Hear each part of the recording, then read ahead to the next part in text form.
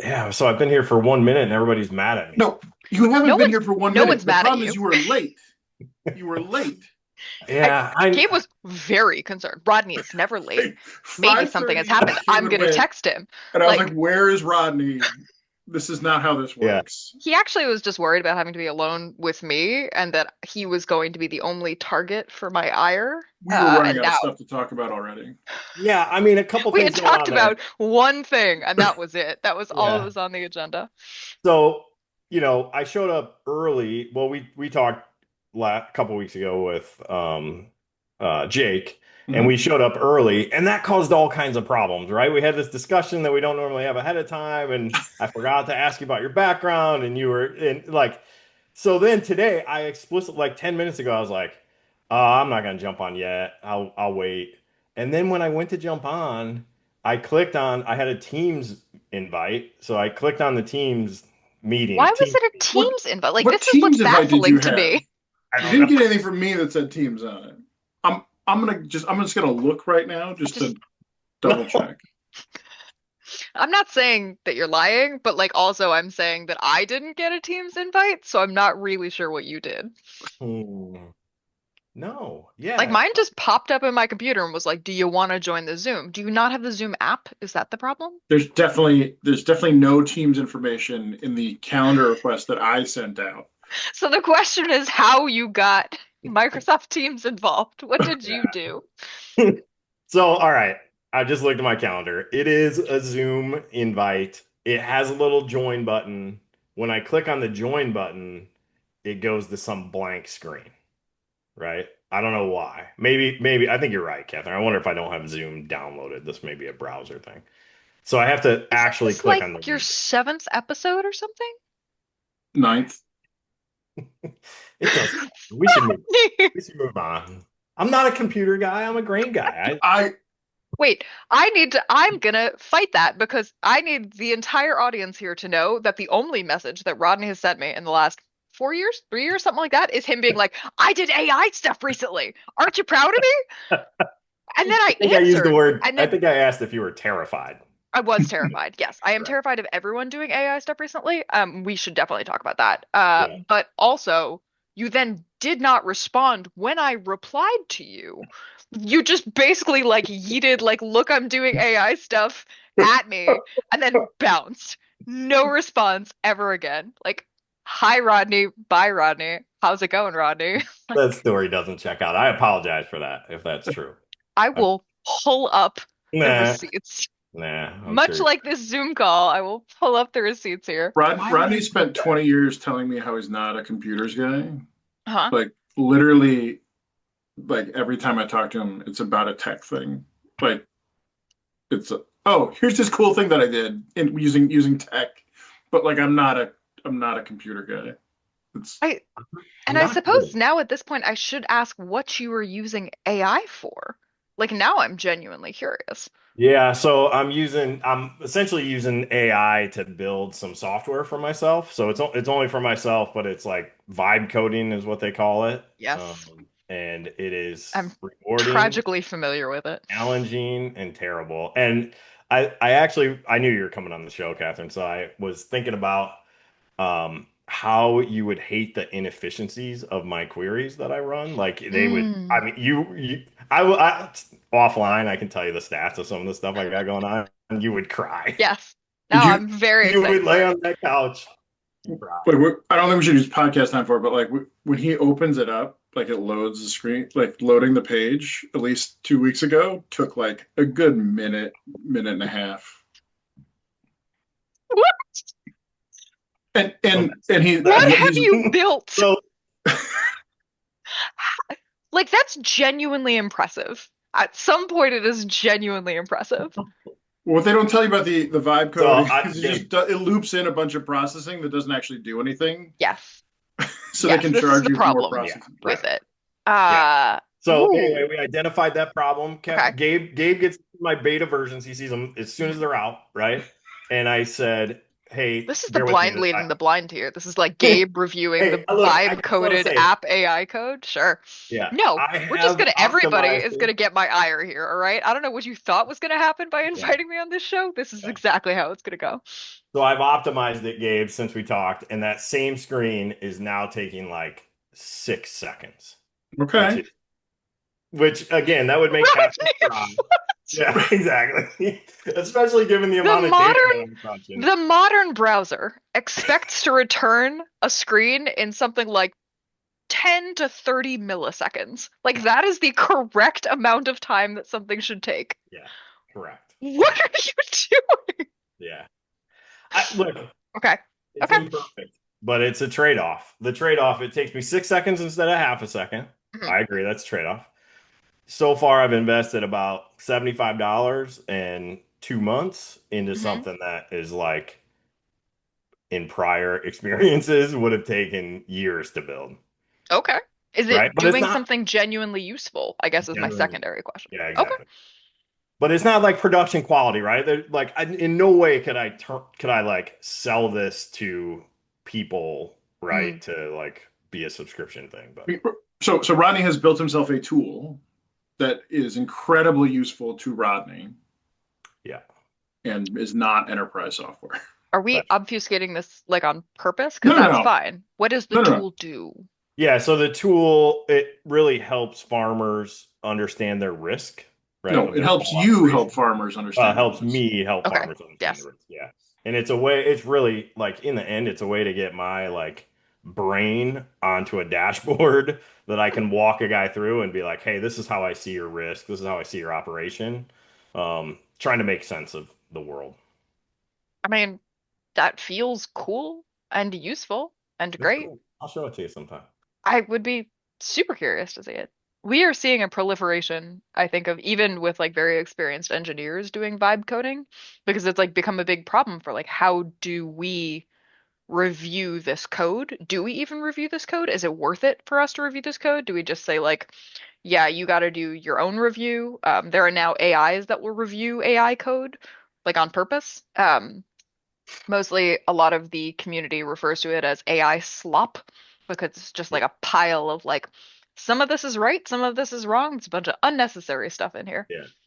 Like 6 minutes of loading I mean, things. so this is probably a good moment to explain what you do. Yeah. I think Sure. so. So Rodney and I know Kathryn from Indigo, as you know, like a number of folks, and she was on the engineering side of the fence there, and yeah, that's where we worked with her. And when I met you, you had a background in trading, and I was coding stuff for trading, and I would generate anxiety for you anytime I'd come over and bring up something Yes. because you were regularly worried that I would want to implement, I think, high frequency trading was that was like a like bubbling concern, which I never asked Yeah. for You what we were doing. you It was didn't. never, but you You were just you didn't. were ready for it. You were ready for And me to ask for it. and it was like a fair ask. As it turns out, for all of the readers at home, we couldn't even implement normal trading at that company. We had like a number of problems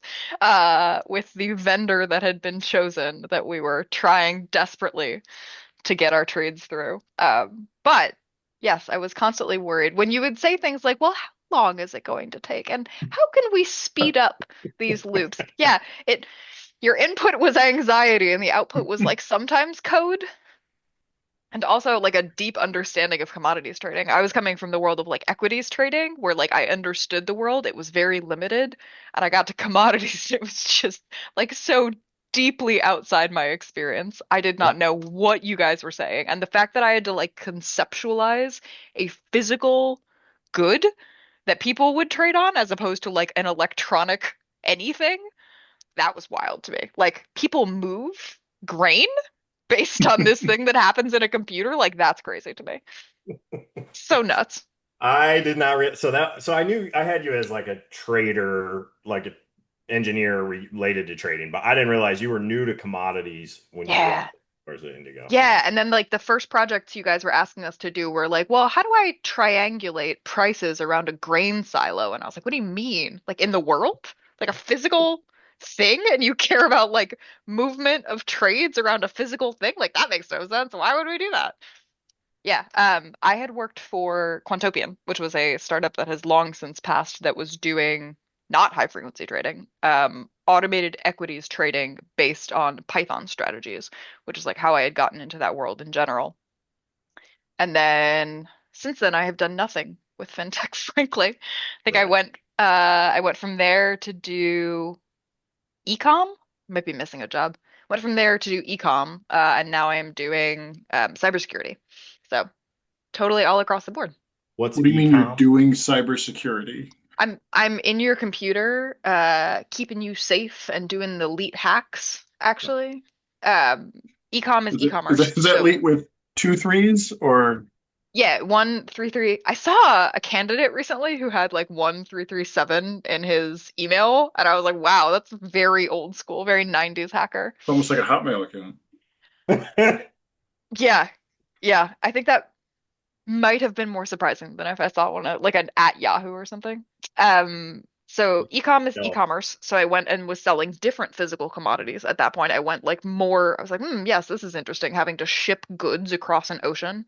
And Yeah. so that was the nuance for that company was we had to think about the pricing of from the time that you are building something in a factory somewhere in Asia, how much does it cost and how do you efficiently pack it into shipping containers, ship it to the US, and then like route it across the US to get it wherever it needs to be to the Amazon warehouse out of which we will sell it. And then how do you price that to take all of those factors into account?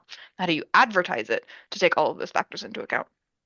It's sort of Not, an interesting outgrowth of the Indigo experience, actually.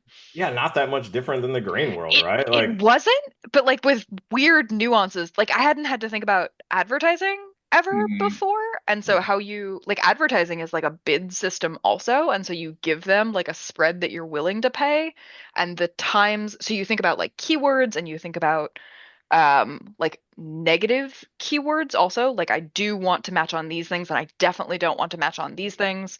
Um, you think about strategies at, a campaign level, these like long-term strategies, and then like a spike level. And that was the only place where I had to know explicitly like when Black Friday was starting. And we went from during the time that I was there, we went from caring about we called it the Cyber Five, which was like the 5 days between Black Friday and Cyber Monday, which was like something like a quarter of our sales for the year came out of those like 5 days. And then Amazon, I don't think anyone else knew this. Amazon introduced what they called the Turkey 11, which is perhaps the stupidest marketing term I have ever heard, which was they wanted to extend that window because they hadn't seen the returns during Cyber 5 that they wanted. So they basically just made it an 11-day window. So anyway, the Turkey 11 was then our Super Bowl for ecom. wow, well, that's None of awesome. which is relevant now because now I'm in cybersecurity and I have thrown all of that knowledge away. Hey, so it isn't our only interaction where I threw that ball of I'm using AI to and disappeared. We talked in the past a little bit about I had a daughter that was kind of interested in programming. I sent you a couple Hmm. notes on it. Anyway, she starts a cybersecurity program in our high school in like 12 days now. So Oh my I'm excited gosh, about that's so it. cool. Wait, they're teaching it in high school now? Yeah, so we have it's like a vocational center at our high school where you can pick different Interesting. things. So she'll take, I think it's like 3 hours a day that she just focuses totally on that. And when she's done, she has some sort of certification. I don't know what it is, but it's like a 2 year thing. So it's Wait, is cool. she going to Grundy County? This is Livingston County, but yeah, Okay. similar. Yep. Exact same thing. Yeah. Back when I started with, I mean, no one was calling it engineering back then, first of all. We were all calling it like programming. Back when I Yeah. started with programming, you could take like two classes in your high school if you were lucky. And like that was it. You had to go to college, you had to like get actual degrees for stuff. And now there is so much more availability of this information, of these classes. And I think the world has sort of seen this as a true career path for people. Like, oh yeah, it's not just like that weird guy in the corner that like that's all he wants to do. It's like everyone can do this, and there's a space for everyone to do this, Yeah. which is so exciting. That's awesome. Congratulations to her. Yeah, no, we're excited to see how that goes. And then the good news is I'm sure she'll end up being a, employee of Clearview Commodities, making sure I'm not like doing something terrible on the internet. Yeah. Yeah. There's I think I coming into cybersecurity, I had a very narrow view of it. So my partner works in cybersecurity. He works as a pen tester. This is like his career. He does like web application pen testing. And so I understood about this much of What's cybersecurity. hold on? What's pen Yep. testing?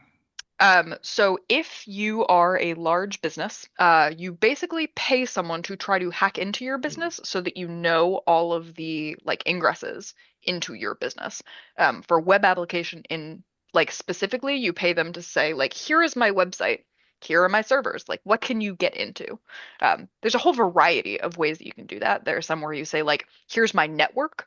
Can you get into it? There are some that you say, you're into my network. Can you get access to? Hmm. And then there are some that are like infrastructure based. So like, here's my AWS cluster. Can you get into that? And there's just like this huge variety of things in cybersecurity. So I'm super curious what your daughter ends up doing and like where she's going to go with this. Yeah, no, The I'm excited about it. the first time I dealt with penetration testing was ExtraSense, which is a website we used when we were at Cargill. I don't think it's around anymore, but it lasted about 15, 20 years, I think. And it was our trade. It was the trading website for all the solutions we did globally. But our head engineer at the time for the system, like we had never done it, and he like when he realized that, he was like, oh my god, like we need to do it. And he's like, so he comes back to the rails. He goes, so a high school kid with access to like SQL and Wikipedia could probably break in about 15 minutes. Like, and I was like, cool. Like, so we fixed that. But that was my first experience with it. It's Was been, I would say, a really interesting tension through sort of the course of our relationship of like effectively penetration testers and security individuals like can't do anything without engineers. They basically say, here are where your problems are, and then you sort of are reliant on this engineering team to fix the problems. The problem is we have reverse incentives. We are incentivized to like get our work done and build our products, and like we don't super care whether or not you can like get into our system. We have different deliverables. Yeah, And so the tension of like security being like, you need to stop building things and fix all these problems, and us being like, yes, but we have deadlines and bosses yeah. who don't care about all these security problems, has been sort of interesting as a conversation backdrop in our household for the last decade or so. so what are you exactly doing in cybersecurity though? Like you said, she said, I'm Very doing little cybersecurity. these days. Yeah, I'm in cybersecurity. So I actually these days do entirely engineering management. I very rarely get to be hands-on keyboard, which is both it's disappointing and probably for the best at this point. We So I work, am I allowed to say who I work for? Yeah, Okay, it's up to you. cool. I don't know. We don't know the answer to that question. This was, I don't know the answer to this question either. So when you post this and I hear from legal, we're gonna know the answer, I suppose. I work for a company called Horizon 3. We do autonomous pen testing. So effectively, the work that I do is attempting to replicate an autonomous version of what my partner does at a sort of larger scale. You can think of it as sort of a breadth versus depth approach. He sort of takes this very well-crafted, well-studied approach. He's like, been doing this for 15 years. He knows all of the ins and outs of it. We are saying we have an autonomous system that can like hit all of these things really fast. The level of detail we're probably going to get not going to be as accurate as an actual human being. The level of things that we can get and the depth that we can go to not going to be as high, but we can do it incredibly quickly. And we can scan these like large scale networks or large scale systems and tell you where your vulnerabilities are. Hmm. And from that, the company has sort of built out a suite of products around this kind of capability. So our bread and butter was originally here is this autonomous agent. It's called Node Zero, and it knows how to do internal and external web app tests, i.e., like I'm inside your network and I'm looking at things, or I'm outside your network and I'm trying to get into your network. Um, and then we sort of expanded it. So now we do like we can test your Kubernetes infrastructure, we can test your AWS infrastructure, we can do phishing attempts, we can I'm gonna not remember a whole bunch of these. Oh, we can do Azure, we can do like all of these different types of tests around these different things that people want to know where their vulnerabilities are. And at the heart of it, all of this is trying to like tell people what their security posture is. And then we've sort of spun up a new arm that is like, well, and here's how you fix it, or here's what you can do. What's a security posture? Um, a security posture just is describing like here is the current state of the security of the things that you own, like your assets. So, for example, if you have like 7 different highly critical problems that like, for example, what you said, which was like, oh, somebody can, with Wikipedia can break into your network in 15 minutes, like that is a critical thing that you should know. Your security posture, pretty bad. You should be concerned about that. Yeah. Versus like our agent scanned you, didn't find anything, or found entirely minor things. Or, hey, we got into your cluster and we got all of your passwords and we were able to crack all of your passwords super easily because every single one of them was password 123. Like, well, your security was good. It took us a really long time to get into there, but your password policy is terrible. So, like, now there's some nuance to some of these things. So, trying to keep users who shouldn't have to think about all of these things, right? Like, as a business owner, I don't want to also have to know everything about how security works. Right. Trying to be able to inform them of what the most critical problems are across their entire network and across all of the different things that they own is really what our goal is. So are they hiring you for like contract work or ongoing? Like, is it No, like, no, no, no. I own sort of an entire pillar of the engineering team. So our engineering team has sort of an application layer. You could think of this as like all of the user-facing products. So this is Node Zero, but also we have something called tripwires, which is like we stick a thing in your network that tells you if like somebody ever comes in after us and is trying to do a bad thing. We have insights, which is like how do I roll up some of the learnings that we have to like a CTO dashboard style level, or tell you how things like your EDR is doing. Um, your EDR is like the if you think of it as like a firewall plus plus, it's like trying to block malicious activity within your network. We can tell you like how those things are doing, how at a high level you guys have performed on this pen test, all of these like other pieces. That all falls in application product. I run the application platform team, which is all of the things that are cross-cutting across all of these different products, but that are nonetheless necessary for a team to own. So this is things like integrations. This is things like our database, our like ETL, our user settings and packaging and pricing and licensing, um, all of these sort of core capabilities that aren't the products, but that need to have sort of an owner and a team dedicated to it. So I refer to us as 3 raccoons in a trench coat. So we have like an external team that they mostly handle like user settings and packaging and pricing and licensing, an internal team that handles like platform stability and our databases and ETL monitoring, things like that. Security falls under that. And then an attack team who handles our like core the core of Node Zero, which is not the thing that knows how to do attacks. It's the thing that knows how to like talk to a database and do parallelism, things like that. Um, 3 very different groups with very different types of people in them, but that nonetheless sort of fall under this like if you turn your head and squint, it's all sort of platform capabilities. sure, right. Interesting. I guess my question is when a company hires your company, is it like for Ah, term or is it, got it. yeah, So let's talk about like broad trends. Sorry, we're just like that's diving off a cliff here. Let's great. talk about broad trends we're looking at in the security world. Um, Most companies have contractual obligations to run a pen test something like once a year. They have to get like recertified and run a pen test against themselves. It meets like this set of criteria and they have to do that once a year. And at the end of like Q3, Q4, everybody remembers that that needs to happen. And they like hire a company to go have a guy do it for them in like December so that they can meet the like January compliance goal. Uh, However, we are finding that that is just not sufficient anymore. One, because sort of the things that are required in that set of checkboxes is not actually a good indicator of whether or not your system is secure. And two, because the volume of new vulnerabilities that are being published is so high that even if you were perfect in January, by the time you've gotten to like March or April, something new may have come out that like your system is very, very vulnerable to, and you should know about it immediately. One of the things that we are trying to sort of push people towards is like continuous monitoring effectively. How do you set up these things autonomously so that they are running every week, every month, every quarter, like whatever that volume is that gives you the indicator, but that would nonetheless allow you to sort of increase your level of security and surety. of the system beyond sort of the once a year check. It's at that point, it's an early alert system, right? Like, It is. And one of the interesting things that we have, we call it, sorry, now I'm just shilling for my company, but here I we are. love It's an interesting it. thing.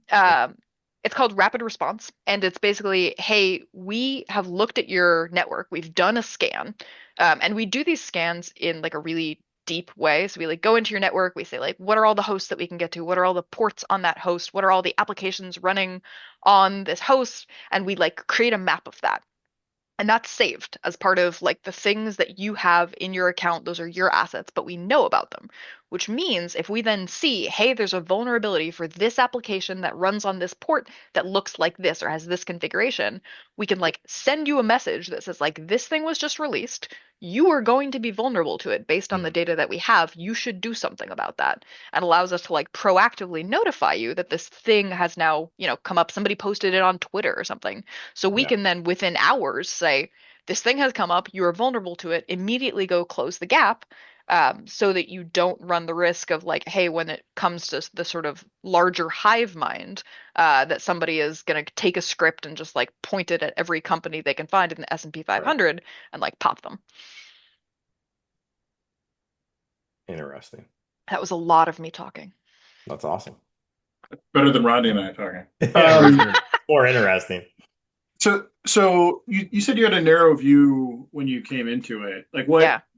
So I guess obviously not what's everything you learned, but like what are some notable things that like you would tell yourself before coming in? Like, hey, here's a like cool thing that you will learn about. So, in my view, based on sort of what my partner does, my understanding of like hacking was hacking through a website because that was most of what he did.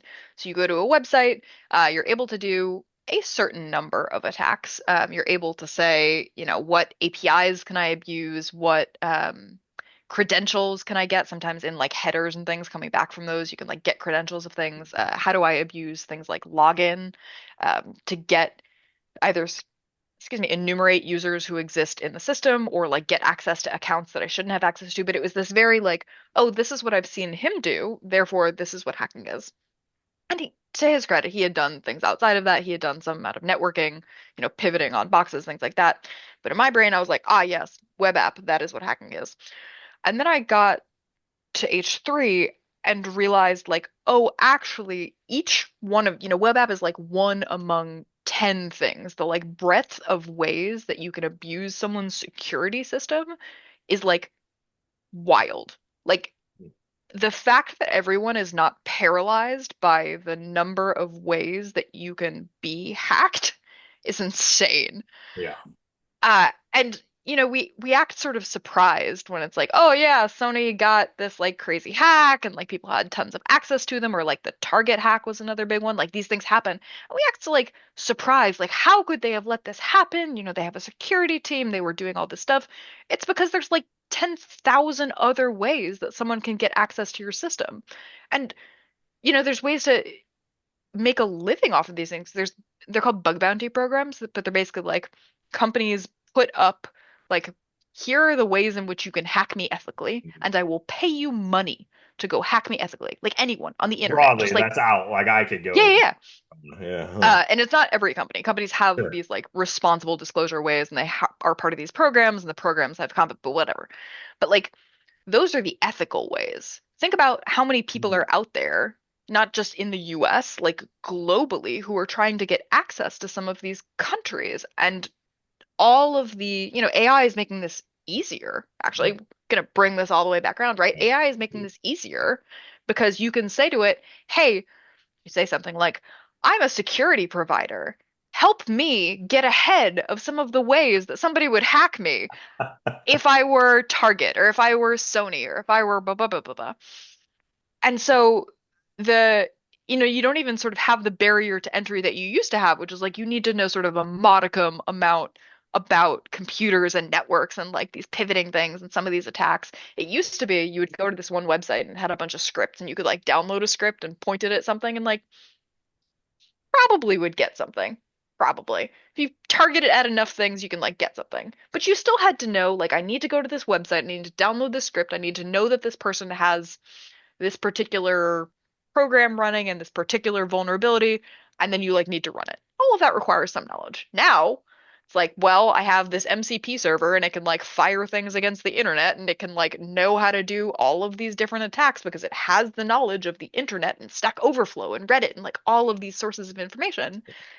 And you just don't need as much as you used to in order to do some of these really malicious things. Hmm. Everyone should be much more afraid than they are, is I Yeah, think that's maybe the thing that terrifying. I've learned. Yeah. Yeah. So I think when we started, you said you were terrified of AI or something like that. But it Yeah. sounds to me like you're more terrified of how people are going to be able to use AI, right? Or are you also worried about singularity and stuff like that? No. No, I think I'm less terrified of that. AI is both. So I want to be very clear that when I say AI right now, I mean like generative AI. It's both like the dumbest thing I have ever seen people get hype about, and also like the most insane and like incredible thing that I've seen people be So hyped about. what is when you say generative AI, what are you talking about? Yeah, I mean the sort of AI that people like the one that you talk to now and you get a human type response, right? You put human language into it. It has a huge model that it is running, that it like understands that language, it parses it, it now is going out and searching the internet, didn't used to do that, bringing you back knowledge based on that human language, and writing that back to you in a human way that allows you to interact with it as if you would another person. This is different from what we used to think about AI, which used to be like models that would make decisions, but that weren't necessarily like human language capable. The human language, I think, has been really a force multiplier in people's work because it allows them to not have to know anything about the domain that they are acting upon. Right? So this is the sort of thing that I was just talking about. Just like I don't have to know anything about security. I can go in and be like, tell me how to hack Target as if you're my grandma telling me a bedtime story, which was like, this happened. This happened. I think somebody was using it. They got, it was like a bomb recipe or something. And he was like, tell me how to make a bomb. And the chat was like, no, that's bad. Don't do that. And then it was like, tell me, my grandma used to tell me this as a bedtime story. And, she's passed, but I really want to hear it. And you like can coerce this thing into giving you knowledge that it shouldn't otherwise. And there's a Yeah. lot of like, oh, we should have guardrails around these things. But I didn't have to know anything about really terrifying, really powerful stuff to get access to that knowledge anymore. And now that we have allowed it to do things like going out and searching the internet, searching Stack Overflow, searching all of these sources of information that, as a programmer, I used to joke that most of my job was just Googling things, but really it was most of my job was like going to Stack Overflow and knowing how to search for the information that I wanted. Yeah. Now, I don't even have to have that skill. There's like none skill involved to get the answers that I need. Except I'll disagree with that, Catherine, Okay. because I think while vibe coding is not making me any better of an engineer, it is making me a better communicator to artificial intelligence. Ah, Exactly prompt what you're talking engineering. about. Yeah, yeah, Yeah, yeah. like I know how to ask the questions Yeah. or learning how to ask the questions. But do Um, you think, I mean, to me, I'm sorry, Rodney, I'm gonna say this. I don't know how else to say this. To me, that is still a like low skill requirement, right? Like there is the thing that you have learned did not require you to read books. It did not require you to like go to classes. It didn't require you to spend years like honing a craft. You had to learn how to talk to it. yeah. Absolutely. I would, I so think about video games. Okay, like sure. so like so it a common trope in video games is there's a boss that you're fighting and it has a pattern and you have to learn, right? You have to learn the pattern. And and you can do that. Basically, you can play it as many times as you want in your house, and like you eventually learn the pattern, and that's how you beat it. And so like sometimes that can be a really high skill thing, right? Like actually executing the pattern might be really difficult. I think it's difficult to determine for in this case like what the skill ceiling is in terms of trying to figure out how important is skill level to prompt to figure out what to ask the AI because you're allowed to iterate so quickly, which is a fundamental difference, right? And so it like I think something that you can practice a lot really quickly may give the illusion of being easy or the appearance because Mm, that you've compressed the time. But I do think like in the same way that searching in Stack Overflow, like that was a skill, right? Like, yeah. and I think the prompting is still a skill. I absolutely debatable in terms of how challenging a skill. I don't I'm not smart enough. Maybe the AI can tell us like relative to other things. There was But oh, I'm sorry, yeah. go ahead. Well, no, I was just gonna say, but I think it is a thing where because you can do lots of reps really quickly, like you can advance that skill much faster than you can lots of other things because it's not fatiguing, right? Like you're not you don't get tired from. I mean, other than general tiredness, like, but it's not like lifting weights or something. Like, Right. Yeah. There was a study that they did because I want to sort of draw two distinctions. Well, in my world at least. There was a study that they did, I want to say a few months back, that was basically like, what is the productivity that we are seeing out of software engineers, those who are using AI and those who aren't? And what they basically found was you weren't going any faster. You were iterating faster, but you had to your point, do more reps in order to get the same thing as if you had just written it in the first place. That's, however, I think a very specialized category of people, right? I can vibe code something roughly in the same amount of time that it would take me to like write it from scratch. However, this is my career. That is what I do. I think the other bucket that I want to draw is there is a group of people for whom this was never a skill. This is not Right. something that they know how to do. And so it doesn't matter if it takes 100 reps or 1,000 reps, they are still like net positive in the amount of time that it is going to take them to do something relative to if they had to pick up the skill from scratch in the first place. Yeah. So that's exactly right, Catherine. And I think about the days that me and you would sit next to each other in the basement of Indigo and Yeah. try to like back and forth these concepts, right? Like I'm talking about grain stuff that you don't really understand, and Not you're at coming all. back with engineering stuff that I don't really understand, right? You gave it a really What good I've try, though. seen is yeah, what I've seen is when I do that in Chat GPT, it knows both, right? It's Mm. terrible. It's Yeah. terrible. It like so dumb. You're right to say it's so dumb. Uh, it makes bad conclusions, right? Or it like heads down the wrong path. But that's where I think the skill of like knowing how to talk to it, where you can correct it and bring it Yeah. back onto the right path. Really, I don't know. I'm super excited about it. It has done exactly that for me, Catherine. It has said, "Hey, you don't know anything about coding, but you need this, right? You have two choices. You can go sit next to Catherine and make it worth her time for 6 months, or you can like turn The Simpsons on TV and, talk to ChatGPT for a while and get it Yeah. done. It's, I don't know. well, I mean, undoubtedly it raises the floor, right? It raises the minimum. I'll go back to video games again. Um, Ronnie, you ever play World of Warcraft? One of my favorites. You knew that, right? Okay, all right. So I don't. Glowinski plays too, or used to. Absolutely. Ah, I mean, like And a month ago, I saw you online. yeah, Let us be yeah. clear for the general public. I still We go in mutually there. saw each other online a month ago. Yeah. That's why she's here. Like, mm, It's true. and but there, so if you don't know, World of Warcraft is it's been around for like what 20 25 years. 20 years. Yeah. And so over time, in a lot of ways, that game's gotten far more complex. And so like, and any given, you play a character in a world and you're attacking stuff.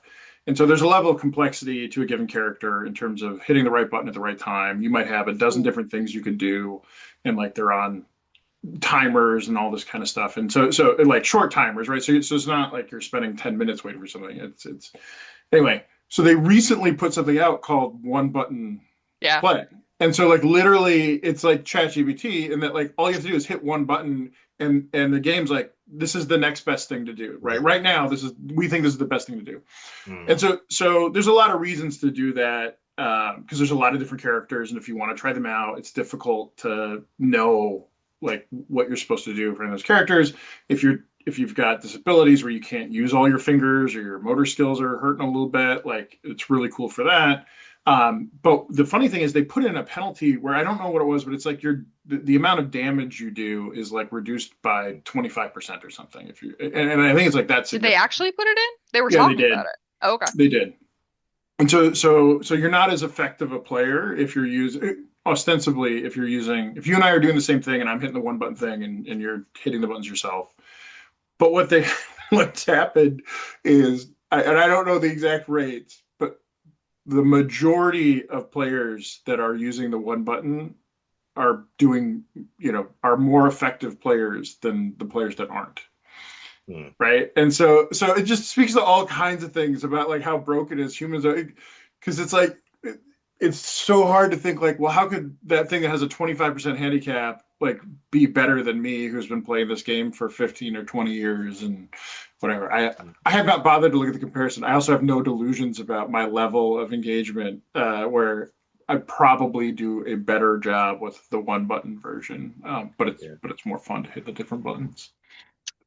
I so I hadn't played, but when I saw you was like the first time I had been playing in like 3 years or something like that. I was Okay. off the sauce. I had like given it up, cold turkey. And I had come back. It's like doesn't matter. I'd come back because there was like a mount gathering event, and they were higher chances for gathering the collectibles, and they drew me back in.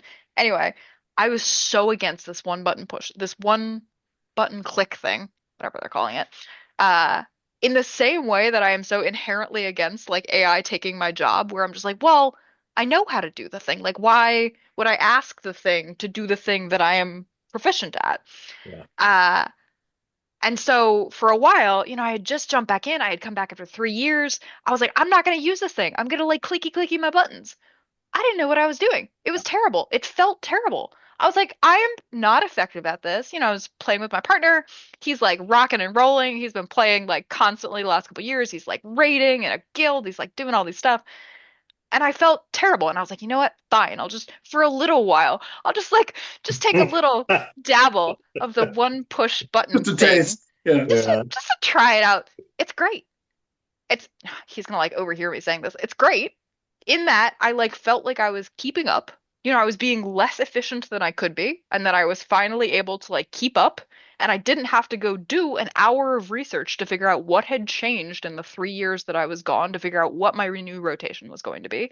It like, I'm not at his level, but it brought me up to here, and then we could like play together, and that was really Yeah. nice. I had no Yeah. illusions that I was amazing, but it was So nice. I had not heard of this. I think the problem is that you're not building reps, right? You're not. Yes. So Yes. to me, I think the line that I've drawn here is if it's what you want to do, you should actually do it, right? But if it's just a means to an end, right, then yeah, I think the AI is like a great way to do it, right? Whether Yeah. it's building code or playing the game, like I cannot imagine jumping onto World of Warcraft and slamming one button for 4 hours at a time. That sounds terrible, right? Yep. But if I'm doing that because I think it gets me started in the game or whatever, I think the problem is you're not going to build reps, right? You'll never No. be able to push Well, something. in the same way that you are not going to, based on the thing that you have built, become a programmer day to No, day. It has right. taught you nothing. No, right. So, but I mean, question mark, you have no illusions that you are going to become a programmer day to day. That is No. not your chosen path. I think the issue starts to come when you cross those paths. So, like, I don't know if you were on this part of Twitter. There's a gentleman who said, I vibe coded an app. It's amazing. And he put it up on Twitter, and it basically got attacked. So now we're going to bring it back to security. It basically got Mm, attacked by a bunch of people being like, let me see what you got for your security because you've now hosted this thing on the internet. yeah. Like within minutes, this thing, like the database was dropped, there was like nothing left, there was like an immediate second post from the guy being like, well, that was a bad idea, who knows how to secure things? Yeah. Because For he sure. wrote something, he had no context for the thing he built, he put it public on the internet, God That's, bless him. yeah. And then like sort of the predictable thing happens when you put something on the internet, which was like people are gonna try to tear it down. That's right. Well, Yeah. it's like the Dunning-Kruger effect, right? Like, is that what that is? Where if you the like this idea when you, Oh, you think you know something? yeah, like you don't know anything at all, and you realize you don't know anything, and then we believe we know it much faster than we think we do. Like that is that experience in a nutshell, right? Like that guy thought he knew how to build a web app. Like Yeah. this is a great idea. Yeah. I'm an amazing person. I'm a special Yeah, genius. Let me put this online. And then the world very quickly, right, corrected his understanding of where he was relative to thing. Like, oh, I don't know anything about like a lot of this stuff. Um, yeah, But I mean, I haven't. But as I'm saying this, I don't know that I've seen it put in that context. But I'm sure somebody has written something about it. But that totally has got to be a thing where people using AI think that they know whatever it is they're oh using God, AI yeah. for way better than they actually do. for sure. Um, But to Rodney's point, they're not getting the reps on it. They haven't actually learned anything. They have just asked something correctly to make it look like a facsimile of a correct thing. well, They're so 85% there. going back to the Warcraft example, so there's an intermediate thing you can Gabe do. really wants to talk about Warcraft. Let's go. Well, I mean, that's what it's we do here, Catherine. I don't know if you've Sure, sure. where so there's the version where like I've got to know everything to hit, and I'm paying attention to all this shit and like tracking everything. There's the version where I'm just punching one button, but they also have a version where in between that it'll show you what it thinks you should do. So you're not hitting one button, but it highlights it, right? Yeah. Which I actually use because Do you? especially Do when you I'm like it? jumping. I hadn't switched I yet, so but I was I do considering. like it for two reasons. One, so there are things you can do that suddenly you have like some random special power, like, and I forget about those all the time. So Yeah. so the computer remembers that it's there all the time, and so it helps me remember that it's there. And yeah, and like that's well. The other reason is when I'm jumping between characters, that way I'm not, I'm still not switching over the one button because I do like the agency that I feel like, and sometimes I don't want to do thing for whatever reason, right? Like I have a better view of what's happening relative to whatever is informing everything that I may not want to do whatever the next button is. So there are like really strong powers that have long cooldowns that the one button stuff will have you do as soon as they're ready. And it might be that, oh, I'm fighting something that's super weak right now, and the next thing is really strong, and I don't want to use up that cooldown because it's longer. Like so, at least like I'm making decisions that are important that affect my experience while playing the game still. But at the same time, it's super helpful to be like, hey, like this is the thing I think you should do, right? And it means literally just a little. It just highlights right what it is, so it's not like intrusive at all. Um, and Mm. but like I don't know what the in between is there between Rodney, what you're doing, right, and what Yeah, like a what's the full on. equivalent? Like, how do we? Because to your point, you're sort of getting reps. You're getting reps You at get the the reps, thing. yeah. Right. So how Well, do we do that for the work that Rodney's doing? so for me, I mean, I could say like, so I spent a lot of time trying to get this, like Gabe says, 2 minutes down to 6 seconds. It wasn't 2 minutes, but a lot of time, right? He said 6 minutes, I actually. said six So minutes, if I think. it's 2 minutes, you're already doing better than the original. It was not 6 minutes. So, anyway, but again, back to AI being really dumb. I just like uploaded my files, right, to AI and was like, hey, these are related, right? Again, hey, I'm not uploading the database. These are my like It's Python files. fine. It's And fine. I'm like, hey, I think these things are related. They're super inefficient. Can you tell me why? And it's like, well, yeah, you're checking these things like over and over and over.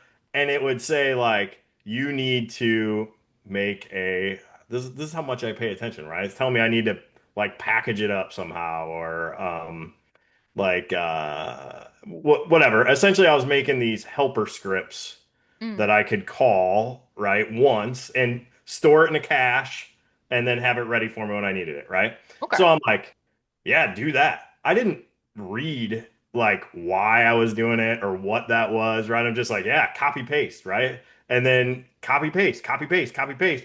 And the next thing you know, I'm like hitting refresh on this thing and it was like instant. I'm like down to like 5 milliseconds now, right? Except I look up and I'm like, oh wait, I'm missing like this huge chunk of my plan. So I go back and look, and it's like it told me, hey man, the way to really speed this thing up is to get rid of the core functionality of the thing you're Yeah. trying to do, right? That Yeah. was Precisely. it. This But airline so would be I great guess what I'm except for all saying, the planes. Let's get rid of all the yeah. planes. Yeah, yeah. So if instead of constantly saying, "Hey, just give me back the code so I can copy and paste it," if I was really asking it questions like, "Hey, how should I think about this process, right? Like, how should I understand how caching works? and then actually write the code yourself. I think the biggest problem I'm doing today is I'm not writing the code. I am literally copying and pasting. Like I am rarely actually writing code. So I think that would be the middle But step. I do think sort of inherent in what you are telling me is actually that you have gotten reps with this because you just said the words unironically, oh yeah, I need caching in this application. So like you learned something in this. Now, Correct. whether or not it was like enough for you to go off and be a developer, no, probably not. No way. But Right. like, my job used to be I need to go to Stack Overflow, I'm going to copy paste this thing into my code and see if it works. It wasn't like I, inherently was like looking at it and then I was like, oh, I need to type this thing. It was I'm copying and pasting it, but you still learn something. So I'm actually not convinced that you're not learning. Yeah, well, and then to add to that, so these helper scripts have been super important, right? And what happens is when you just make ChatGPT build software for you, it just like stacks on stacks on Yeah, stacks, right? it's pretty Like, bad. look at, hey, go search 1,000 bids for this, and then go search 1,000 bids for this, and go search 1,000 bids for this. So it taught me like, hey, you can package all those bids into one thing, and you just call this function, right? So again, back to what I'm learning now, when I'm building something out, I remind it like, hey, I have Mm. this helper script that I need to use to do this. So I am getting better, but I'm no engineer and never No, will. no. So this is um one of the many things that I'm doing at this company in particular because we congratulations to us, just got our Series D. It is very exciting. We are pumped about it. As such, our board has said, what if you doubled the size of your engineering organization? So I am doing a lot of hiring, like a lot. It's most of my day is just hiring. As part of that, because we have sort of identified like, oh, people who are highly skilled using AI as a like force multiplier is actually like we actually believe that they get something out of it and it's not just like false time versus like the average person may or may not make use of that. And so one of the questions that I ask all of these candidates is like, how are you using AI in your day-to-day life? And I leave it like pretty broad. And sometimes people tell me like, well, I use ChatGPT as a Google replacement. Sometimes people will say, oh, I use GitHub Copilot. So like it basically is just like a fill in the blank for like you're already writing a piece of code, fills in the blank. But then sometimes people will tell me really interesting ways that they are using code. And so I had spoken to someone in the last week who was telling me about the way that they save off pieces of information and like build up this plan. They create a plan with it. They ask it questions, they ask it to challenge them on the plan, Mhm. and then they like ask more questions. And anytime there's like oh yeah, we should do it this way, they tell it to save it to a file. And they build up this really long file. And when they are satisfied with that full file, they say, okay, go execute against that file. So they're using it to like lay out these steps and then can enrich it with additional context like, oh, and you need to do this efficiently, or you need to use a caching layer, or you need to do whatever against this plan that we have now co-developed that has been challenged Yep. uh, and then have it execute. So it doesn't have to maintain all this context at once. It is not just going to go off the rails because it believes that this is like the one true path. It's sort of this interesting, like, I'd call it assisted experience, where then, yeah, the AI is like writing the code for them, but it still is like being used in a way that to me sort of closer matched how like a software engineer thinks about building out their own plan, right? You like Mhm. don't go into it and you're just like, man, I'm just gonna type code. You sort of think out like, what would this function look like? How would I structure these things? Yeah. Do I need a new package? Do I put it in the old package? Do I use this piece of code that already existed? Right? And so it closer mirrored that. And I was like, oh, that's really interesting. I hadn't thought about, plan generation and then like execute against the plan generation as part of this. Yeah. Anything else cool that you've seen people do with it? Oh, I'd have to go back through all my notes on it. Mostly it's around the biggest problem that people seem to be trying to solve is around how to give it additional context and additional information, either from outside sources, or from like its own generation, writing things to a file and rehydrating it from the file. Because the biggest blocker to a lot of people's development is just the window that it can keep in mind at any time. Now, you can pay more money to get larger window, but generally it can only keep so many things in frame at once. So if you're building these deeply complex systems, it really needs like outside and external knowledge. Yeah. One of the big products that we are working on, and actually I think I can talk about this now because our CEO has now demoed it at Black Hat as of what time is it? 5:30? As of 2.5 hours ago. All So right. we have built what's called an MCP server, which is basically what if I took an LLM agent and connected it to a whole like array of services in ways that are native to them. So you can think of this as sort of an interface layer between an LLM and like any API service that you want. For example, for Jira, there's a bunch of APIs on Jira. You can call Jira's APIs. You have to like have your own auth token. You can, get access to those, but you have to be a developer, or previously had to be a developer to do that. You had to look at the APIs and look at the documentation and like hook your program up to it and do all of these things.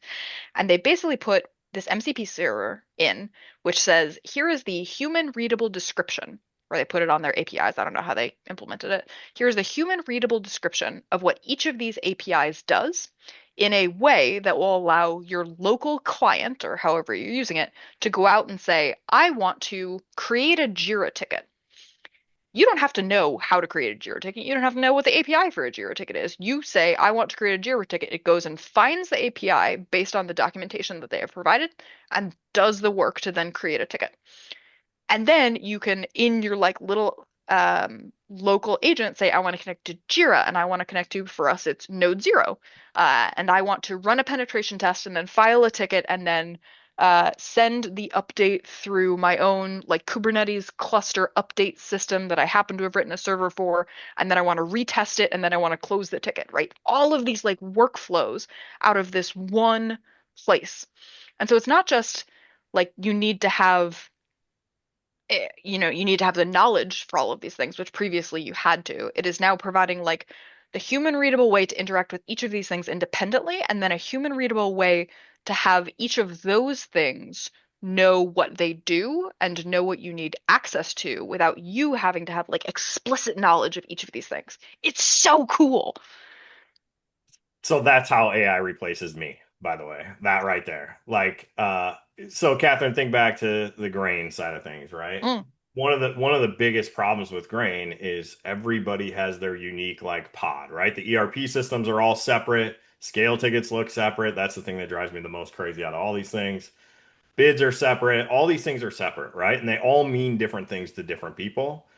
I can't wait for the day that like they have these networks built for an individual farmer and he can just like in one place say, "Oh yeah, when I delivered here, I delivered corn here and this is what it is. And I delivered corn here and it's here." Combined into one like UI for these guys. They yeah. don't have that today. And like I'll tell you in my new And business where didn't we I'm try to dealing, build that? yeah, That's we what we were did. trying to do at Indigo. I, But we were doing it before Worked great. AI. Yeah.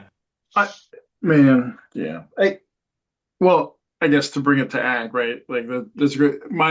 Sorry, I'm struggling because like one of my big frustrations is in this type of space, it takes so long to bring that type of thing into agriculture specifically. Like, and I mean, I think about this years ago when I was doing a bunch of the work on the behavioral finance stuff. Like as a field, it's been around for like 50 years, right? I Yeah. think late 70s. And so there was a ton of stuff around equities and decision making and that space. But like in into the 2000s, nobody had really figured out how to apply it to people making commodity decisions. It was shockingly frustrating, like seeing that. But then, so great. So I figured out how to do it at Cargill, and I know other people do it now. I mean, I guess maybe the hopeful thing is that given the focus on natural language, maybe it'll make itself more efficient in its adoption. um, but the What is it, beast. Gabe? Is it a bubble? Is it just that we're stuck in this bubble, like as an industry? It's something where I think the language itself does vary literally across the country, right? The way people talk about things. And so with equities has long had a standardized set of language, both in terms of as like if you and I were talking about an equity transaction, and it's had a standardized code language as well for a long time.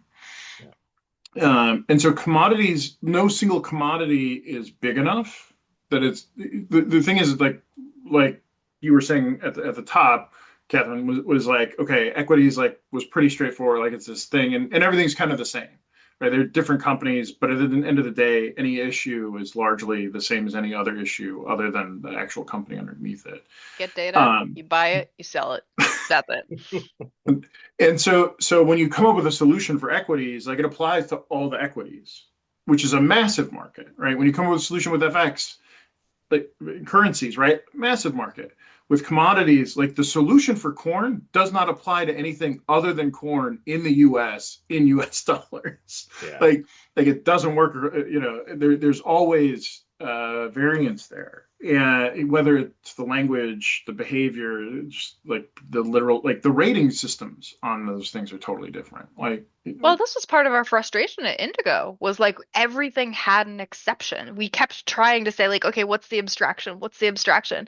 And for everything, it was like, oh yeah, and you need to look at like the percent protein or like how many bugs it can have in it, which by the way is like a wild, that was I think the biggest thing I took out of Indigo is like there is a percentage of bugs in my corn and wheat, and that is acceptable and normal. But like There's all also, of I don't know if we got into it, but there's a different acceptable number of live bugs versus dead bugs, just so you know. Yeah. well, I only so programmed for like one of them, so we're good. But I remember we like had to have a discussion about like, well, do we need to represent these as like a top number and a bottom number of bugs that we can have, or do we have to represent them by bands of bugs that somebody can enter? Like, how do we think about?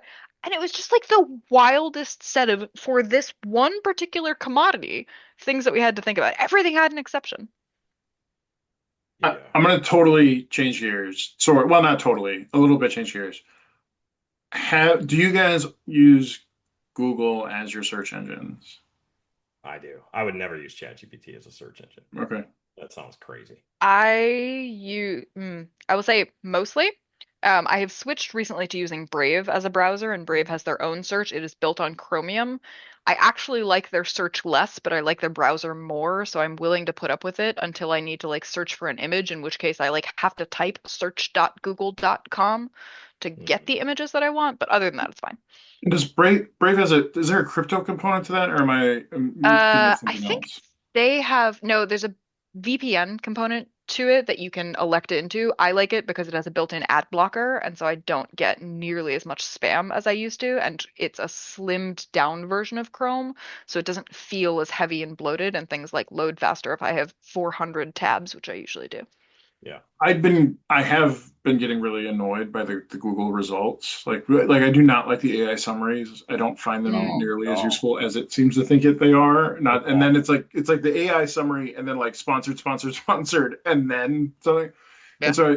so like, and I bounced off things. So I'm still primary Google today. I don't use the AI stuff as a search engine replacement, but I like as I wander around, there was an article that came out just a day or two ago on Ars Technica about I don't know if I'm going to say it right, Kagi or KG as this like it's a paid search engine, Oh. which I was Have we like, come to paid search engines? Is that where I we're mean, at as a it's society? not crazy, right? Like, so actually, we didn't ask Jake about this. We had Jake on 2 weeks ago, but like he uses You a guys really are paid. just going for all indigo across the board. Well, Or not. Rodney hasn't signed up anybody, and I don't know anybody Yeah. else. And but I think he uses a paid email service. Like, and I've thought about that, like as the like as something to do. And it's like I'm not like a private like I don't. I've given up on the idea that like we have any privacy online. Like I'm not so worried about that. But it's just more about controlling the ad flow. Like I will. So if you have a thing with ads and I like it and you let me pay you money to not see ads, I will pay you the money to not see ads. Like Yeah. I've got no problem, right? Like I'm in almost every case I'm happy to do that. So There's that these things that we've been talking about making. I'm trying to remember what they're called. I think they're called pie holes. I think I'm saying that correctly. And it's basically a device that you like put into your network whose job is to like sit between your router and any of your other devices. And the only thing it does is say, "Are you an ad?" and then drop it on the floor. Mm. And so like it's sort of the like ad blocker, but at the like incoming network stream A level. hardware driven one. Basically, yeah. Yeah. And so that is something we have considered. I will suggest the Brave browser. One of my colleagues suggested it to me, and I've liked it, other than the search is less good than Google search. Yeah, I tried it out. I remember I tried it out. I think it's just habit, right? I just click on, you got to Yeah, put the icon in the right spot. I had to Otherwise, get used to it yeah. for sure. There's also Interwebs. I didn't realize that we were still iterating on browser technology. Guess I sort of in my head thought we had like settled on one. There's a browser called the Arc browser that I tried a year ago, something like that. They had a bunch of engineering positions open, so naturally I tried the browser. And they are rethinking the sort of setup of your browser. Like they put things on the side and then give you a full page. And the like level of disorientation that I felt from just you took my window and you took it from here and put it here Yeah.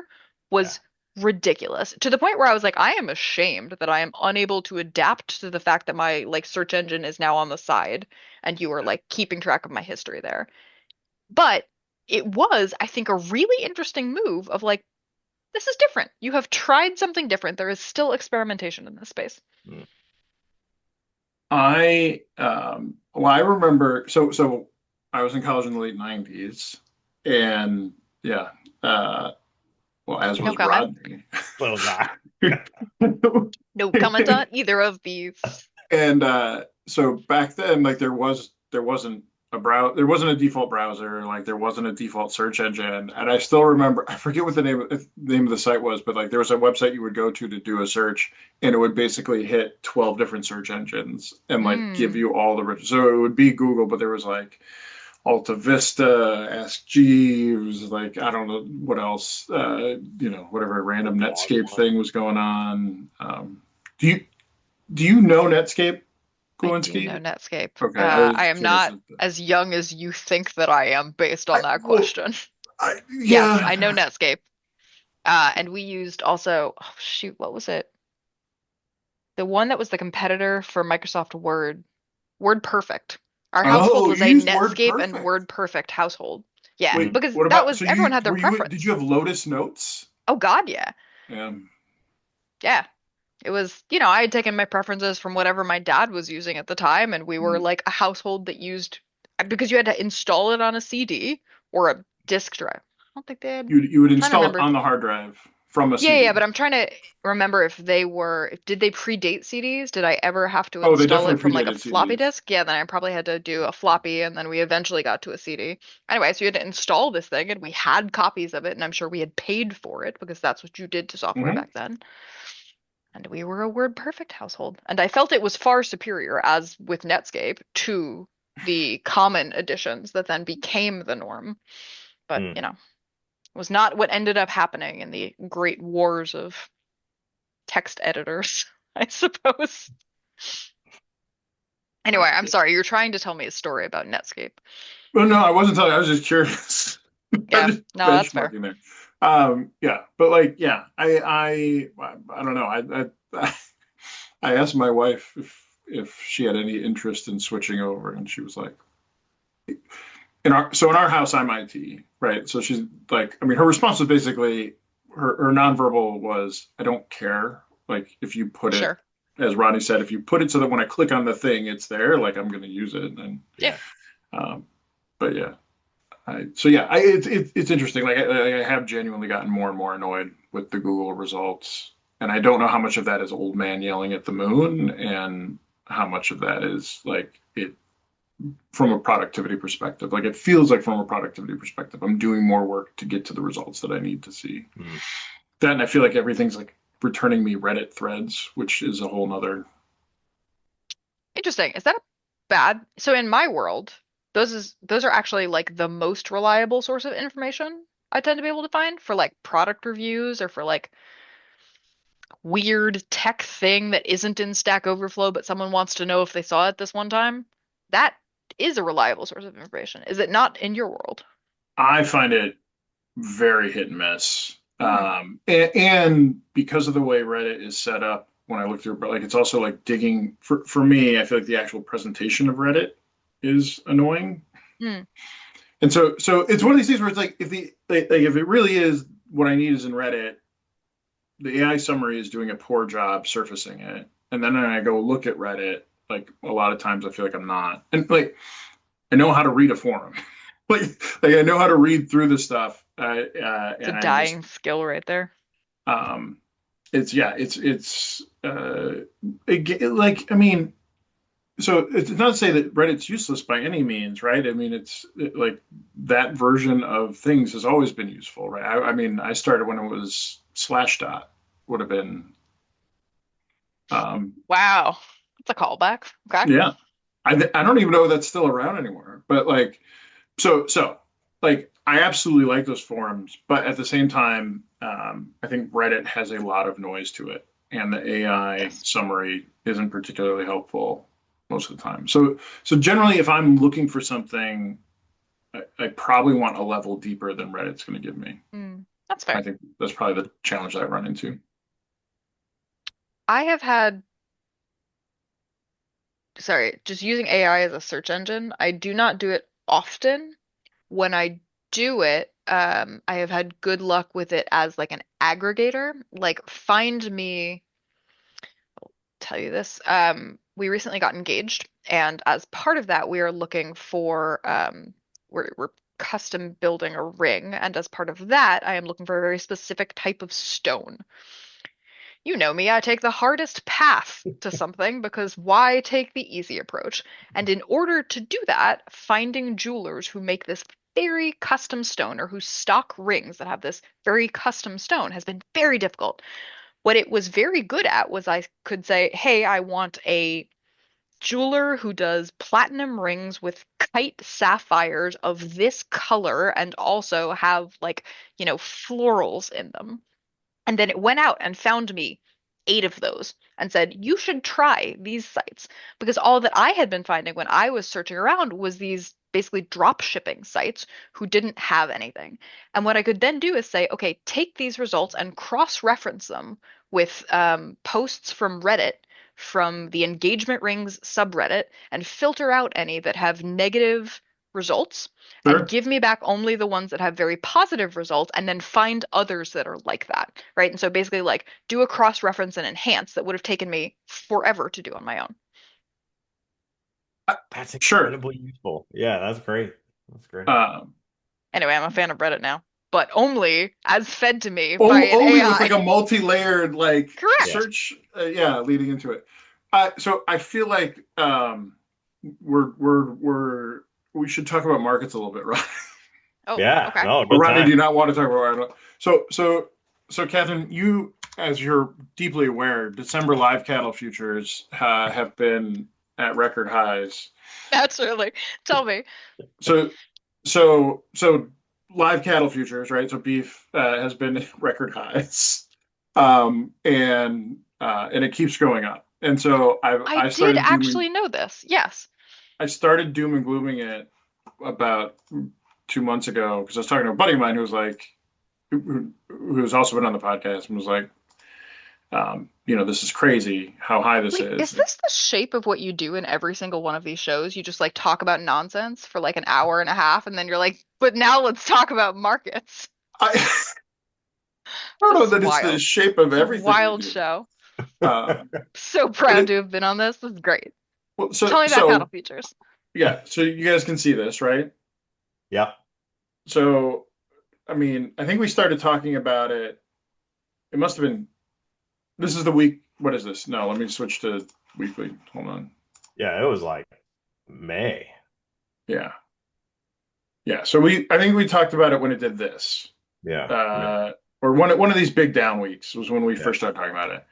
And it's continued to race up, basically. Like where you can see we're still at all-time highs. So just to be clear, like Catherine, just for context, this is literally the highest this futures contract like has ever been, ever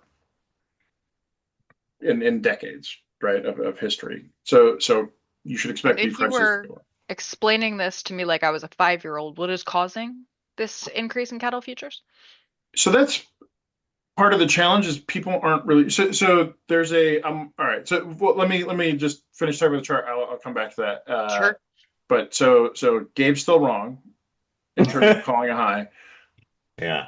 We'll see what happens because I've said this fall is when I think it's gonna be a rough macroeconomic season this fall, and so we'll see what happens. But right now, live cattle still going strong.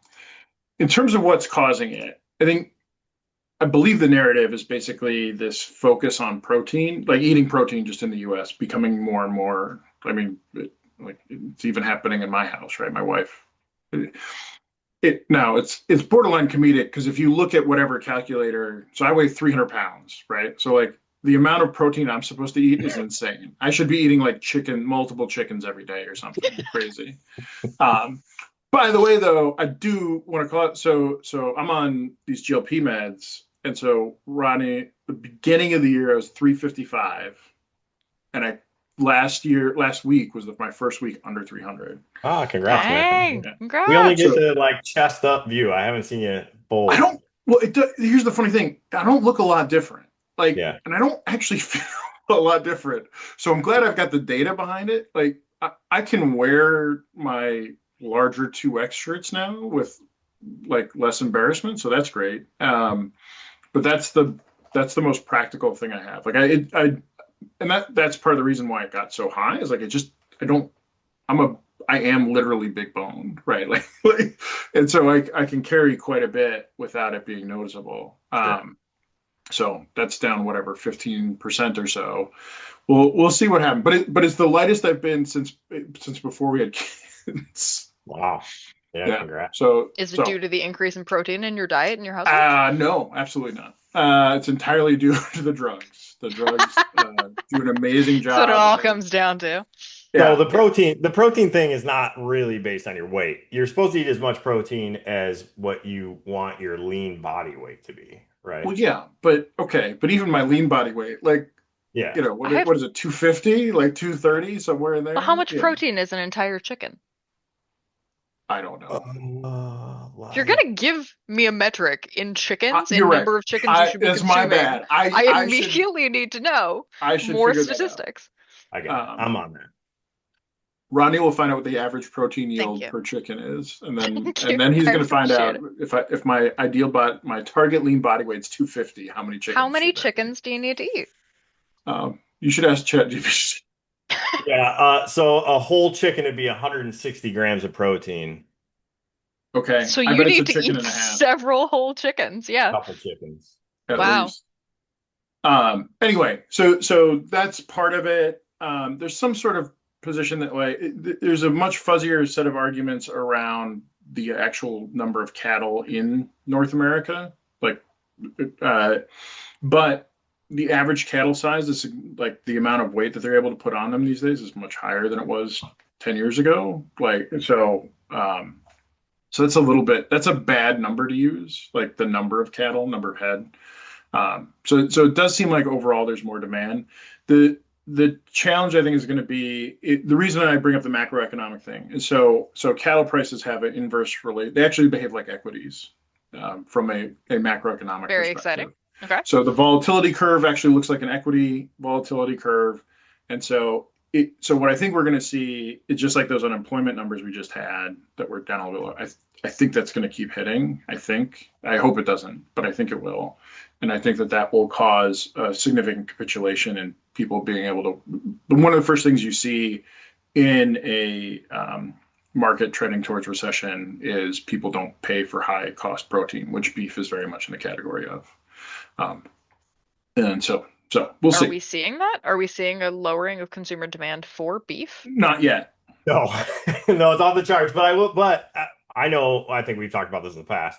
I have definitely. We don't eat much beef here anymore. So we get a quarter beef every year from our parents.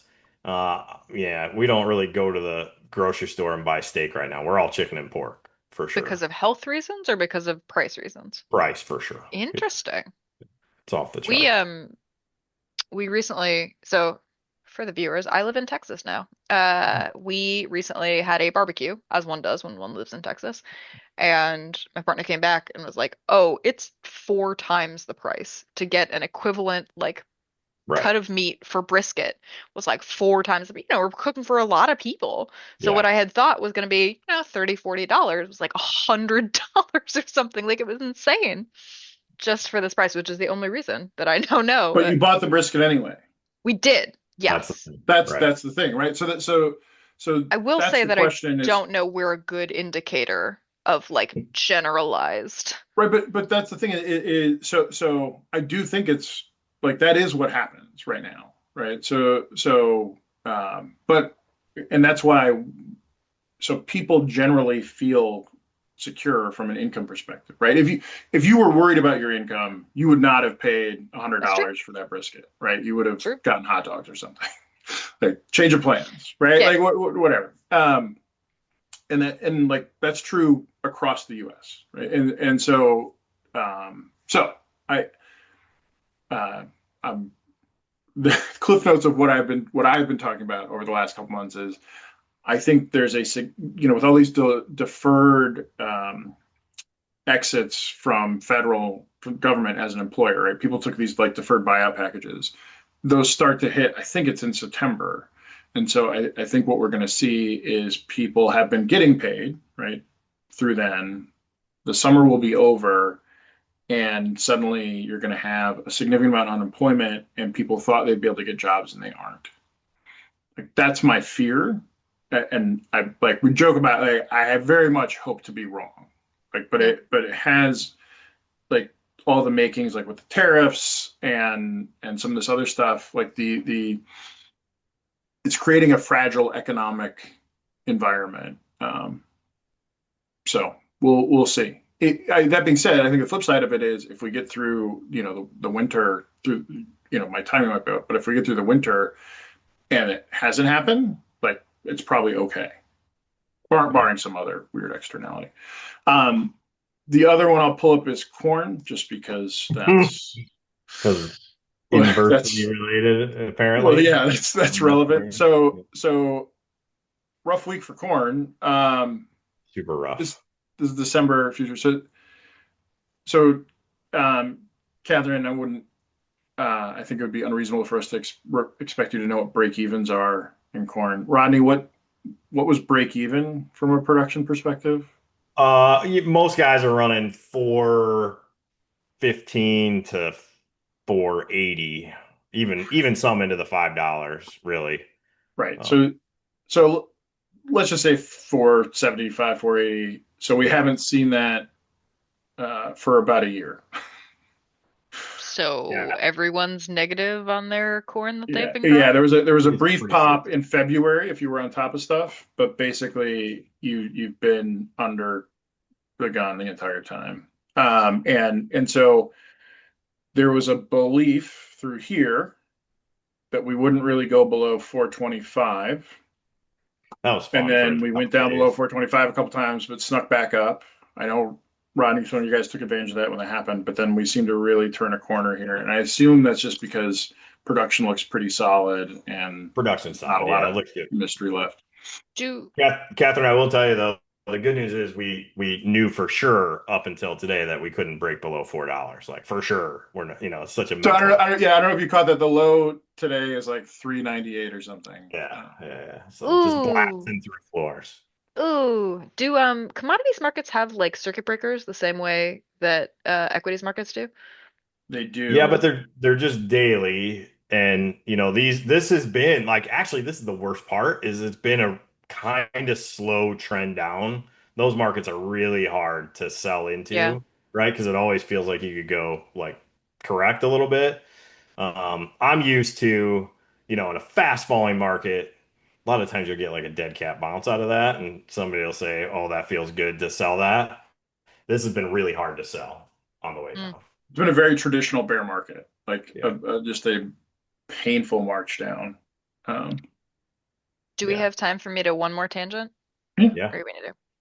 We have been watching, and I think I've now tried to shill this to both of you, and I'm going to make one more plug. We've been watching a lot of Clarkson's Farm, which is the best show ever. It is Jeremy Clarkson of Top Gear, having like purchased his family's farm And it's in like its nephew England. or something is like an actual farmer and just calls him an idiot the whole time, right? It's not even his nephew. It's like a Just a local neighbor. guy who he just like hired to basically tell him all of the things that he's doing wrong. He is a bumbling idiot in it.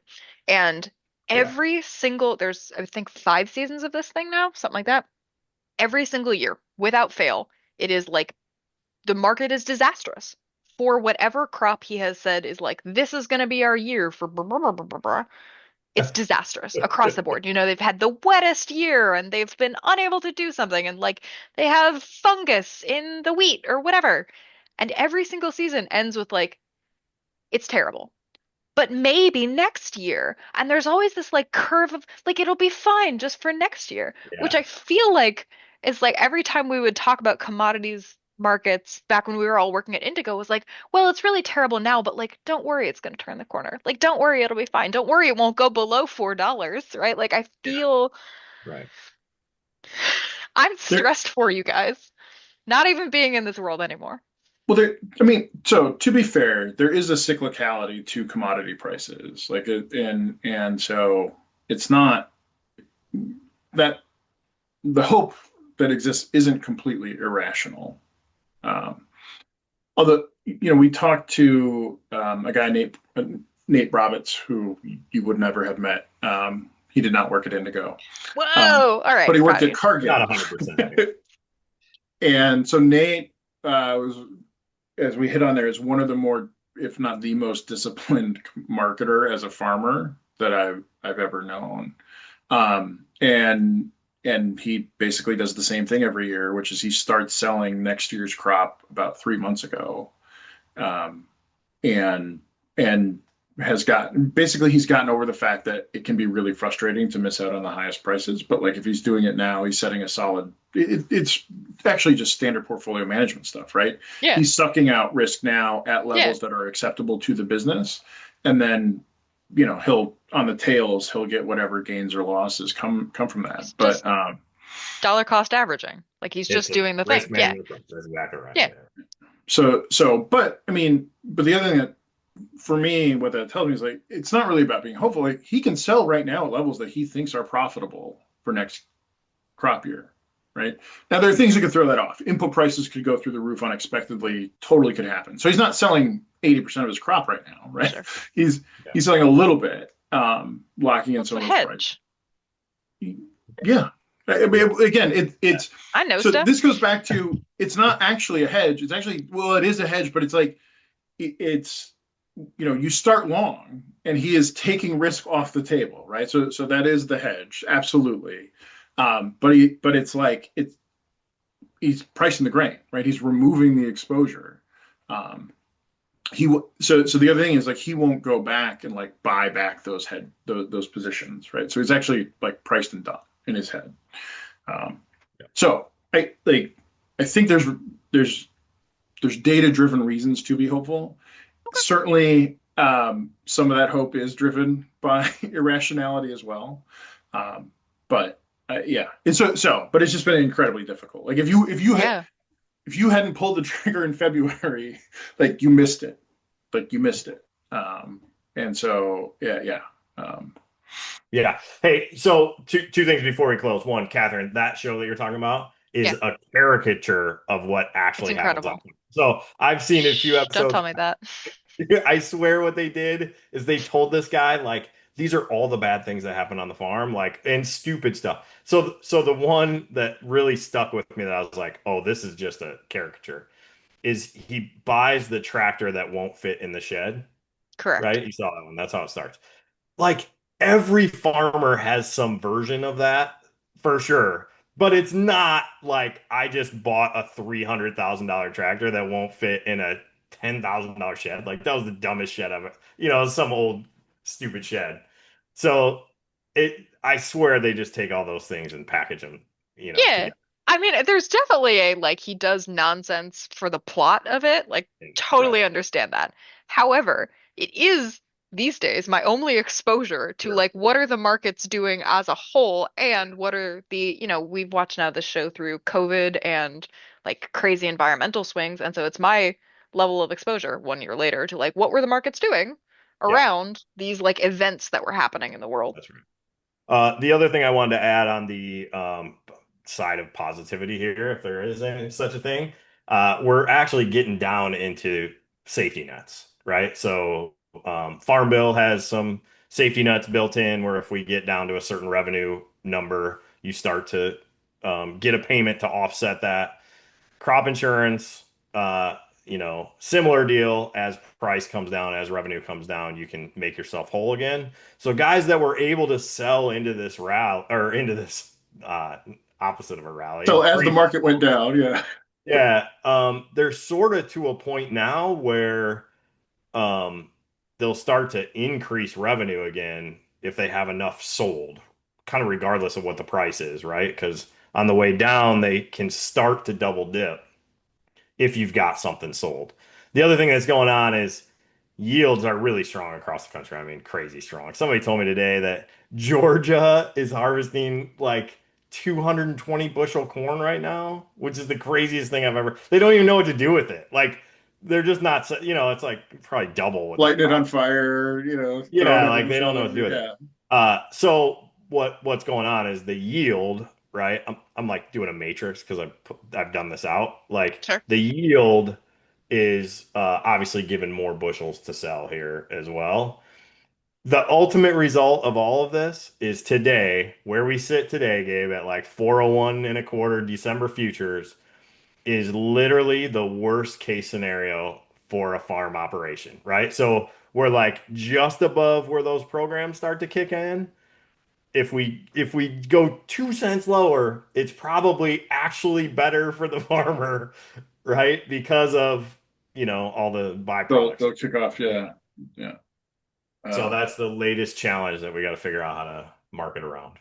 you always saw weird stuff. So cotton is like notorious for kind of the government programs around cotton Mhm. prices and all that kind of stuff. And so you'll see weird things happen as cotton prices dip down. Like it'll just behave really oddly, and it's people playing some of those subsidy games.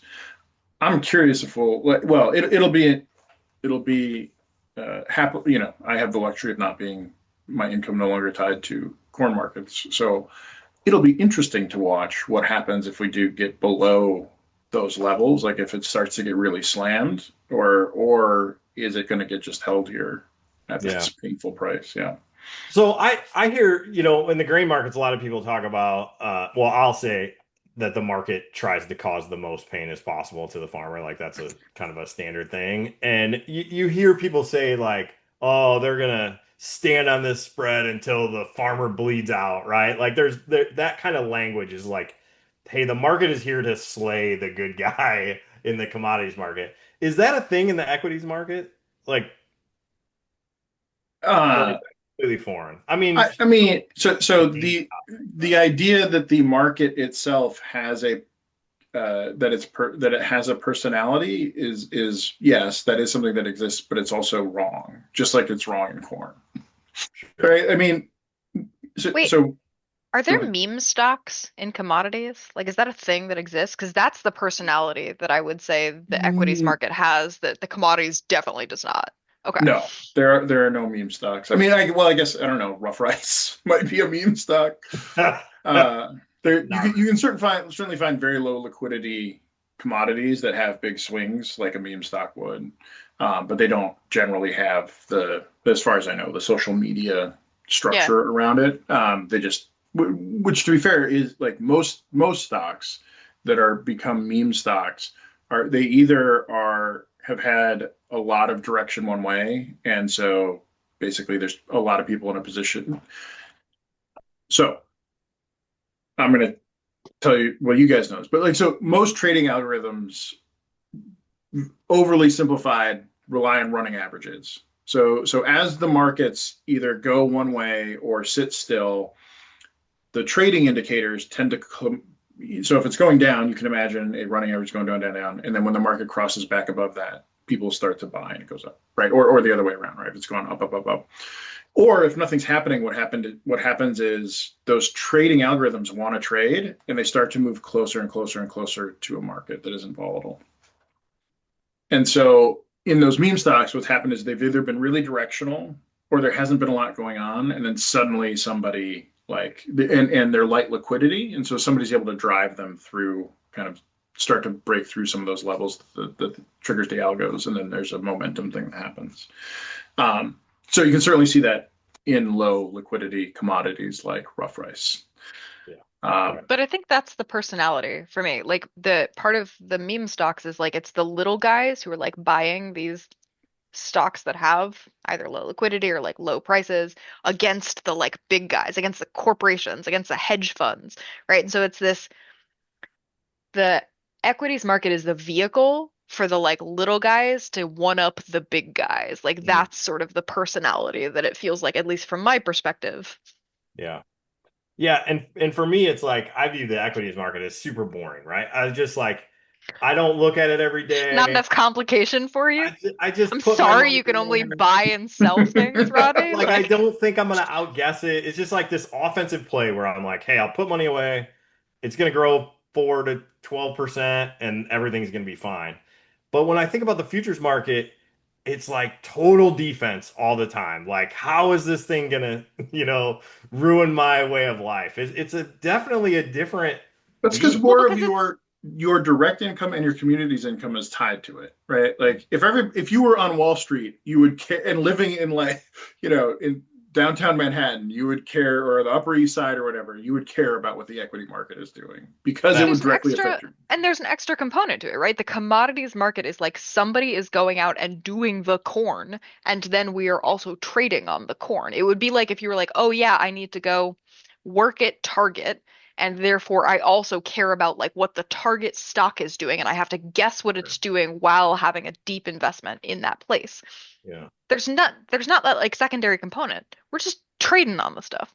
Sort of yeah, a pure. It's removed. There's Yeah, little, yeah, yeah. yeah, yeah.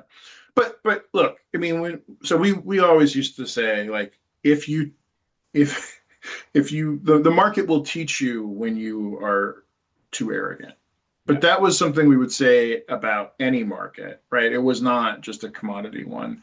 I mean, and like, so I think there's an illusion. The farmer is such a small part of the act of the futures, especially for like corn and beans. Like, yeah, then the actual volume flowing through, like the farmer is such a trivial amount of that. The idea that somebody thinks like the farmer actually doing something is going to matter, like, like on a macro level, the number of acres planted, right, and yields and all that kind of stuff, absolutely. But like as a trader and taking positions, the farmer is inconsequential in the futures market.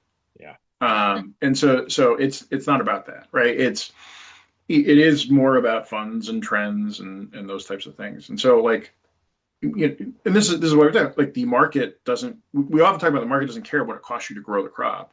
Like nobody cares what it costs you to grow the crop except you. Like yeah, actually, which it's not right or wrong. It just is. And so these are massive funds trading against each other, not, pick the biggest farmer in the world. Like they round to zero, right? yeah, Like, for sure. Hmm. so Kathryn, congratulations on being a part of the longest episode yeah. we've aired. It was I'm so sorry. no, man, it's super fun catching up with you. It's been too long. Uh, anything you want to pitch on the way out the door? Anything you are doing? I saw you on a Oh, that podcast we at some point. Clarkson Farm, we got that. Clarkson's Clarkson Farm. Farm. I showed Clark, but then Rodney told me it's all puff It's pieces. So such garbage. you know Yeah. Do what?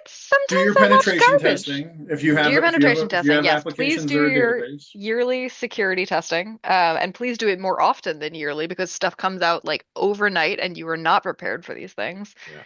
Uh, and I think everyone should be at least experimenting a little bit with AI. Not, you don't need to use it. You don't need to like be good at it. You don't need to like it. You do need to know what it is because somebody's going to talk to you about it or do something that you don't expect. You don't want to be caught off guard. Yeah. So that's my pitch. Cool. All right, Gabe. Good to see you. Good to see you too. TK. Didn't even explain that. It was lovely to see you both. Love Thanks to so much see for your you. time. See you. Bye.